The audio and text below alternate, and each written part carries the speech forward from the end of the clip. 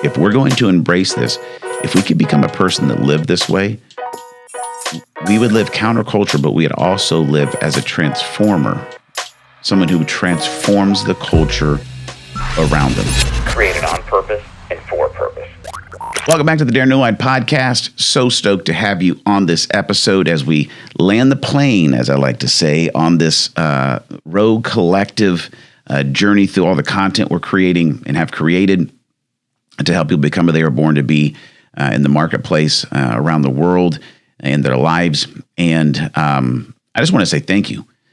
I want to say thank you if you're new to this journey. Maybe you're in a Rogue Collective band right now. You're going through the personal development, purpose development content, and you're checking out the podcast to go, man, I want a little more content in this process. You're new. Welcome. So glad you're here. So glad you download the episode, whether it's the audio or it's the video version over on YouTube. And I want to say thank you if you've been with us forever. If you're like a podcast OG and you've been like, oh, wow, they're doing something different again. And we are.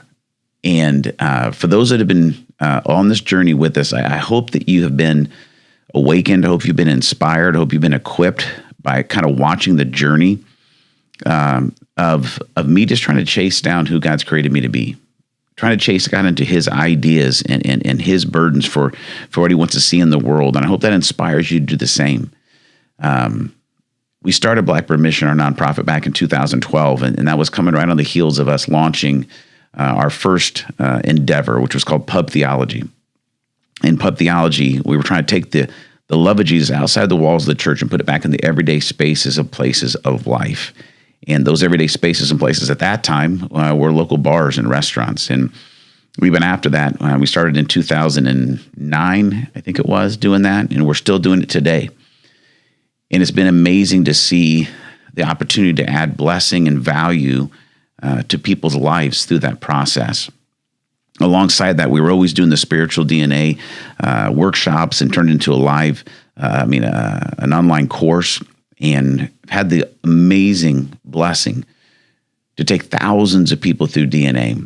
And then we changed the name or redid it again as the Purpose Paradigm. And we've been doing that in local schools and jails. That's continuing. Then somewhere in there, we started a radio show. Some of you are part of that here in Indiana, or you may have listened around the country online. But Radio Theology, we did that for 3.5 years. And the whole purpose of that was, could we bless people in the everyday spaces and places of life, like their car as they're driving around, with a message of faith and hope and love. And I loved what we were doing with that. And then somewhere in there, I wrote a book trying to help people to recover from the death of a dream they've gone through. And I think almost all of us have gone through something like that, where we thought this is the way my life was going to be, and then my life became my life. And try to help people not get stuck in that and find the courage and the healing to dream again. And then in the past year, we've launched this Rogue Collective, which I think is kind of the culmination of everything that we've done, and so encapsulates so much of my passion that I want to awaken people to become what they're born to. I want to bless people with all of the good that God's given me into their life so that they live the life they were created to live. And I just can't say thank you enough for those that have been on the journey with us, whether it's just you listen, whether it's you pray for us, whether it's you serve with Pub Theology, you listen to Radio Theology, you've gone through Spiritual DNA, you purchased the book, or maybe you're in a Rogue Collective band right now. Maybe you've financially helped the nonprofit stay vibrant for the past 12, 13 years. I can't thank you enough for allowing us to do that, to actually do our best to do exactly what we're talking about today, which is to be blessed, to become a blessing. That is our fourth foundational principle, to live a life of love, to live a life to become who we're born to be. That we're blessed to become a blessing. You've heard us talk about this before. This is one of our four noble quests in our life, to be a blessing. It's also what we talked about in that session, that it is what I believe is our divine vocational calling as human beings. As God was establishing this partnership, this connection back with humanity, we see that he came to a man who he was near, right? He wasn't far away, He was for him. He was not against him. And he had created him on purpose and for a purpose. And he comes to him and he says, here's how this is going to work. I'm the source. Okay, I'm the source of all life and love and hope, all these. I'm the source. And here's what I'm going to do. Because I'm for you, I'm going to begin to bless you. Right? The signal path of life is that God is for you and he wants to bless you. He's bringing good into your life. And we have this kind of factory defect where we get stuck. We begin to think, okay, it means things come into my life and I get to accept them. I get to receive them. And then I hold them. And I try to build everything I can for myself. It makes me think of this quote by Winston Churchill, right? Where he says that we make a living by what we get, right? But we make a life by what we give. And I think we get caught up in this paradigm that my life is about, I do what I do so I can get. And that's how we might make a living. But the paradigm shift has to become, if I'm going to create a great life, my life is not going to be defined by what I get. My life is going to be defined by what I give. I am blessed to become a blessing, right? The scriptures say it like this in Acts chapter 20. It's more blessed to give than receive. And I think we all get that. We would agree with that. I think it's tough to live that. And it makes me think of, I was listening to Alan Hirsch a couple of weeks ago at a conference. And Alan's one of my favorite authors, kind of been a distant mentor of mine for about 15 years in the content that he puts out. And he's got a new book called Metanoia. And metanoia is the Greek word for repentance. And he broke down in this session, if you break down the word metanoia, the two parts of that Greek word, right, it literally means like higher thinking. And the way that Alan broke it down is the idea that it's a great way to say paradigm shift. Your paradigm is the lens in which you see the world. And if our lens is, I live and I do what I can to get, to contain, to be a reservoir, if you will, of blessings and what I want for my life. If this is your paradigm, what I believe that Jesus is inviting us into, and I'm asking you to consider, is a paradigm shift to begin to repent, right, of the way you think, to begin to agree with God that actually the way that I was created, the best way I live my life is not to just get, but to receive, to be blessed, to have the joy, the happiness, the opportunities that blessings give, but I don't ever receive them just for me, but they're always coming to me on their way to someone else. This is the paradigm shift that we have to embrace, we have to change if we're going to ever live a life of love. Yes, there's great blessings that come into my life, but they're never meant just to be received and contained. But my life becomes, we like to say this, a conduit. What am I? Right? I'm a human being who God is near and for and created me on purpose and for a purpose. And my life is to be a conduit. Everything flows through me to bless others. Like I said, it's one of our noble quests. It's one of our vocational, I think that our vocational calling as a human being. And to live this way is unbelievably countercultural. I also think it can be absolutely cultural transforming. If we begin to be people in our lives and our relationships, because we're created by a relationship for relationships, right? As we talk about here a ton on the podcast, Gary Smalley's quote, life is relationships, everything else is just the details. If we're going to embrace this, if we could become a person that lived this way, we would live counterculture, but we'd also live as a transformer, someone who transforms the culture around them. And I want to make this easy in the podcast today. I want to give us what I've been taught are the 5 capitals of life. You break it down and say, okay, I'm in, Daron. I want this paradigm shift. I want to be a person who blesses others. But what does that look like? Like, what does that practically look like in my life? Does this mean I'm nice? Yeah, it doesn't. It means you're not a jerk, right? Does it mean that I affirm people like we just talked about, the power of my words? Yep, it's that, right? So, but we can break it down and say, okay, well, what's in my hand? What are the capitals that I have that I can actually begin to look at as a way that how do these things flow through me to bless others? And if you look at the word capital, it's this. Capital is the physical, mental, relational, spiritual, or financial resources used to produce value. Let me say it again. The 5 capitals, right? What is a capital? Your capital that you possess in your life is the physical, mental, relational, spiritual, or financial resources that you possess that have flowed into your life that you can use to produce value to bless other people. So let's break these down real quick and take a look at what they look like in your life. First one is financial capital. Okay, we're talking about cash. We're talking about assets, right? Anything that gets you paid.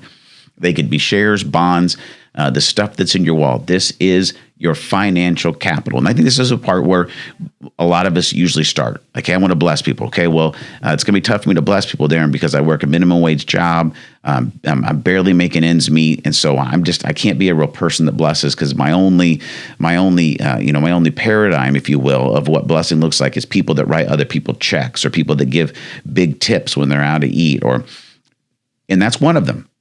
And if you have a lot of financial capital, you have the ability to bless people in that way. And you've probably learned that if your life is just about how much money you can make, right, it's causing more problems and more stress in your life. But as you begin to see yourself as a conduit, all of a sudden things begin to change and begin to open up. And you still have the blessings that are flowing, but now they're flowing not just to you, they're flowing through you. So that first capital is financial, okay? Second one is intellectual capital. Okay, this is your creativity, your knowledge, and the smarts that set you apart. And I wonder, have you ever really thought about this, of what intellectual capital do I have that I could allow to flow through me into the lives of other people? Right, and I think if we understand the concept, the paradigm that Jesus tried to give us, of he was inviting people to come be apprentices of him in a sacred space, we call this discipleship. This is also what we're called to. Right? Jesus literally told us that the command was like, hey, here's what you're going to do. Go make disciples. So take all the intellectual capital you've received from me, right? Maybe you know how to fix cars. Maybe you know how to cook food. Maybe you know how to parent. Maybe you know how to raise good kids. Maybe you know how to do math really well. Whatever is the intellectual capital you have you begin to ask God to say, hey, could you expand my imagination for how I could use this to actually bless other people? I can tell you what it does for me is I love to learn. My friends and my counselor joke that I'm like a self-help junkie. Like I'm always reading 4 or 5 books. And when I'm reading, when I'm learning, sometimes I feel like I probably need to soak in what I'm learning for myself a little bit longer than I do. But I get so inspired by it. As if I learn something that is very helpful to me, the first thing that starts to pop into my head is, who can I teach this to? How can this intellectual capital that I'm getting, how can it bless someone else? And I can tell you this, the greatest joy that I ever have in my life is what I'm getting to do here on the podcast, what I get to do in Rogue Collective Coaching, what I get to do when I'm teaching, what I get to do when I'm speaking on a stage, what I get to do when I'm discipling someone is, man, I have this intellectual, I've learned something that is good for life. And it's not just for me to have a better life. It is the beauty of it is when it can go from me to we. We're going to be something that begins to flow into someone else's life. So what's your intellectual capital look like? Is that high? If not, right, I would encourage you to start growing in it. Not just so you're a smarter person, but so you can bless others in greater capacity. The next capital is this, physical capital. This is your time. This is your energy. This is your health, right? The fuel of your life that keeps your engine running. And if we look at this kind of comes back to that idea that we talked about in the last episode of what does it look like to affirm people. We talked about the 5 love languages, right? Which is quality time. Is as I look at my physical capital, my time, my energy, my health, how is it something that I can use to help flow into the lives of other people? I think a lot of us fall down in life in these 3 categories, time, energy, and health, right? If our health is struggling, usually our energy is lacking. And when our energy is lacking, we usually misuse our time. If you've grown in this and you say, you know what, I've actually learned this, right? I actually am a healthy person. I have a lot of energy. Like I have a lot of time. The reality is you didn't just stumble upon those. You didn't learn some kind of magic trick. You've put structures and systems, discipline around your life to grow in that physical capital. And you're enjoying the benefits of it. You can still play with your kids and coach your kids. You can still play basketball. You can still go on walks. You have energy to actually get through your day, right? You have margin in your life. And this is something that has been a blessing to you. But how many people just look around your life that you look at and you go, man, There's an 18-year-old kid who, if I'm taking a look at, he doesn't have any financial capital. He has very little intellectual capital. And if I'm paying attention to his life, there's not a lot of physical capital in his life. How could I invite him into a relationship and begin to bless him by teaching him or her how to grow in the physical capital of their life? Here's what you could do. You could transform their life and bless them for the rest of their existence. You don't have to write a check. You just got to give them your time, right? The next one is this. This is your relational capital. This is the quality of your crew, right? Your tribe, your hive, your band, your connections, the people who they've got your back, right? And then they help your life happen. As you look around your life, this could be expressed when you say something like, you know what, I got a guy, right? Or I got a girl. If you look around your life, you may have amazing connections that could be door openers to people that you could change their life. But if you see this as something that is a scarce resource, like, well, I can't let them know. I can't let them meet that person because they're my guy for what I need out of that. Or I can't tell them, I can't make this connection and let them have that friendship because I'll have less. Right? If we have that thought, if that's our paradigm, what we're embracing is a very scarce mindset. But if we live in a world of abundance, if we live in a world of freedom, which we've talked about as one of our noble quests, we go, I'm connected to the source who has all resources. He never runs out of resources. And he's given me some of these. So guess what? If I can actually take people that I know, right, the crew that's around me, the connections I have, and I can see that they're not just for me, but who can I bless by connecting people to people and people to resources, what you'll find is you don't run out of resources, you just continue to get more. Because I believe from the bottom of my heart that God is looking for people that he can trust with more resources, that he can trust with more capital. And how does he know he can trust you with capital? Is that it flows through you. You don't just possess it. Look at your relational capital. You may have a friend that could change someone's life. You may have a friend that could get somebody the job that they need. You may have a friend that could get somebody in the house that they've dreamed of living in. You may get somebody, a friend, a connection, right, that could save someone's marriage. As you look around your life, what resources in relational capital have been brought into your life, not just for you to possess, not just for you to enjoy, but to flow through your life and bless others. Next one is this, your spiritual capital. This is your fifth capital. This is the wisdom. This is the purpose, right? This is knowing who God created you who God created you to be. This is what gives you the fire in your soul to keep pushing forward. Alex McManus taught me this a long time. He said this, the gospel always comes to you on its way to someone else. The gospel meaning good news. Any spiritual truths that you have learned, that you have embodied, that have transformed your life were never sent into your life just for you. They came into your life on their way to someone else. If you're feeling spiritually stuck right now, if you feel like I haven't really grown spiritually in years, like I'm just doing the same stuff, like I'm getting up, I'm having quiet time, I'm praying, I'm journaling, like I'm doing these spiritual disciplines, but it just feels old. Here's what I want to ask you. Is anyone on the receiving end of what you are learning? Does your spiritual life have a flow to it? We talked about this, right? As we went through the flow console, we went through that in the Four Noble Quests. Your life is created to flow. And if you want to stay in a flow state of your life, which I know we all do, it has to flow through us. So as you look at your life, what is your spiritual capital look like?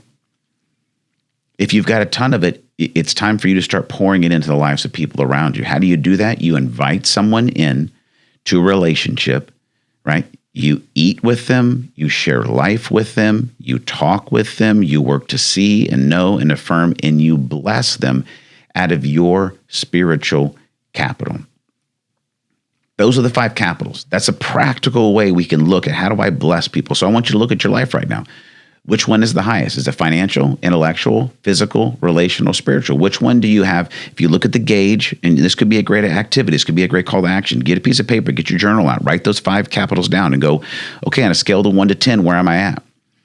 I might only be at 2 at financial capital, but if I'm looking at it, man, I mean, relational capital, I'm looking at about a 9.5 here. Well, start there.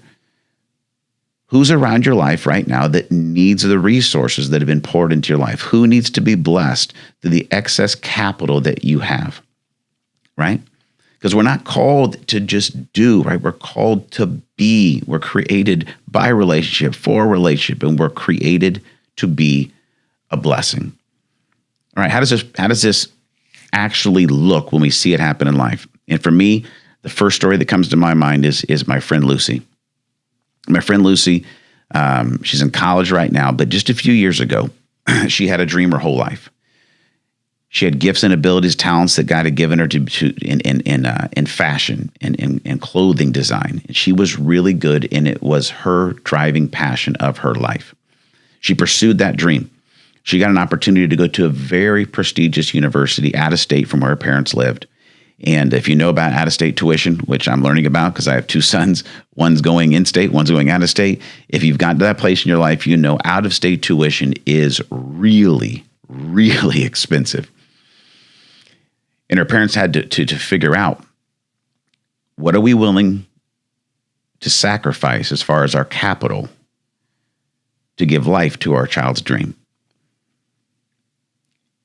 They got her into the college, and they realized we can get through year one.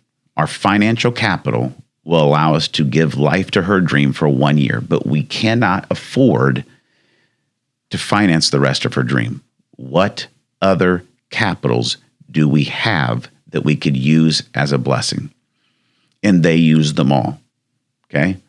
They looked at their financial capital, right? They looked at their physical capital, and they said, okay, here's what we could do.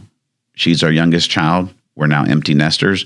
We hadn't planned on selling our house, but we did actually have a dream of living in the state when we're retired, that she's going to college. So what if we sold our house and bought a house in that state to get her in-state tuition? That's a big sacrifice. That's leveraging capital for the blessing of other people. Well, what relational capital do we have? Well, we have people there. We have people that could help us sell our house. We have people that could help us buy a house. And we would have to leverage all of our relational connections to make this happen, right? What physical capital do we have? Well, we could figure this out. We have the time and energy. We could work from home, from here. We could do these things. We could structure our time where we go back and forth between these states. They began to leverage every element of capital, spiritual capital, right? Seeking God's direction. God, what do we need to do? How can we sacrifice? How can we love like you have loved us to give life to our child's dream? And they went all in, blessed to be a blessing. They sold their house. They moved to this state. They set up there. They made their jobs work where they could, figure all that situation out. They began to give wisdom and direction and intellectual capital, to their daughter. And I'm happy to report she spent this last semester actually overseas in the fashion capital of the world, and she is excelling. She is chasing this dream, and her dream is coming to life, and it had no shot of happening without her parents loving her by saying, you know what, honey, we see you. We see what God's put in you. We know you. We know your gifts and abilities and your dreams. We affirm you in what you're doing. And we're going to go all in with all the capitals of our life to bless you in the pursuit of your dream. And their daughter is becoming who she was born to be. And I can't wait to come back on the podcast 20, 25 years from now and talk to you about the ripple effect of what this life has produced in the world. And I can tell you right now, when I sit down with them, they don't sit around and cry about the old house they had. They don't sit and cry about, oh, we had to change this and we lost some friends and we had to make new friends. And they're not sad. They're full of blessing upon blessing upon blessing because they have begun to live their life as a blessing. I'll tell you another story as we close that doesn't end so well. This story actually breaks my heart. It's about a friend of mine named Bill. And Bill was a brilliant writer. He had amazing ability to put great thought and insight into his words. But his whole life, Bill struggled with pretty debilitating depression. And through his high school years and into his 20s. The depression led to some substance abuse issues. And he had a good season and some bad seasons. And he struggled. He had a great family around him. But in the past few years, he began to turn the corner in a positive way. He got a good job. He began to grow in a relationship. His capitals began to grow, but he still had this great struggle with depression. And a couple years ago, he no-showed and no-called to work. He'd never done that before. The next day, no show, no call to work, and his job fired him. And it made me wonder, did anyone see Bill? He worked in an underground mine, which is a tough job, drove a truck. And I wonder for the people that worked around him, was he just Bill, the guy that drives the truck? And when they didn't see him and didn't hear from him for 2 days, not that you don't have consequences for actions, I get it, if there's a policy of that, but did anyone see him for who he was? Did anyone know him? Like really know him, to know that Bill is not just somebody who works for us, but he is a dearly loved son of God. He is an image bearer of God. I know what's true about him. And I know he's had these struggles. I know somewhat of his dreams and aspirations are. I know something about his family. I know something about his financial situation. I know what's going on in his life. I'm just wondering, did anybody see and know him and what he was going through? Another question I have is, did anyone affirm him? Like, did anybody take it as their thing? As here's how I'm going to bless Bill. I'm going to see him. I'm going to know him. And I'm going to try to affirm him every day because I know some of the struggles he's going through. So when I see him in the morning, I'm going to take 10 seconds. I'm going to really affirm him. When he shows up and he works hard that day, I'm going to take some time. I'm ask him how he's doing. I'm going to affirm what I see him becoming. I'm going to affirm the gifts and the abilities and the character I see him. Did anyone affirm him? And did anyone bless him? Was there anybody on the crew that was like, you know what, I've got some financial, I've got some intellectual, some spiritual, some physical, relational capital I'm going to make sure that Bill has? I don't know if it happened. Here's all I know it happened is one day I got a phone call that Bill had taken his life. And it broke my heart. It broke his family's heart. Because that was not God's plan for his life. He had so much to give this world. And I just wonder how the story would be different if the people that were around him, that worked with him, that he worked for, I'm just wondering what would happen if they would have said, you know what, my job here is not to keep the project on time and on budget, right? I'm not just in the mining business. I'm in the people business. And here's what I'm going to do today. I'm going to see, I'm going to know, I'm going to affirm, I'm going to bless everyone that comes into my life. I'm wondering if it would have saved his life. And here's my question, is who's in your life right now that your life could save? That your life could bring them to freedom, that your life could bring them into love, that your life could be an awakening blessing that changes the course of human history. Those are our 4 foundations. And here's what I'd like you to do. Here's a little call to action. I want you to take some time and look at your 5 capitals. What do you have the most in? Where do you need to grow in? And who is right in your life right now that you could say, you know what, I'm hooking up with that person. What we're going to do is I'm going to begin to be a conduit of blessing into their life. Okay? Take a look at that. Ask God for some direction and get in the game to be a conduit of blessing. Thanks so much for listening to this episode. Would love to hear your thoughts and questions. You can email me, Daron at DaronEarlyWine.com. And if you'd like to join a band in the Rogue Collective and begin to go through this process with a group of folks, just go to RogueCollectiveCoaching.com, set up a 30-minute discovery call with me, and we'll do our best to get you in a band as quick as we can. If you own a business or you run a business and you say, we got to get our people developed, we got to invest in our people because of the greatest resource we have, reach out to me. Go to RogueCollectiveCoaching.com, schedule a discovery call. Let's talk about awakening your people to become who they were born to be. God bless you. Thank you so much for listening to this episode. I appreciate you. And remember, until the next time we talk, God is for you. He's not against you. He's near you, not far away. And he's created you on purpose and for a purpose.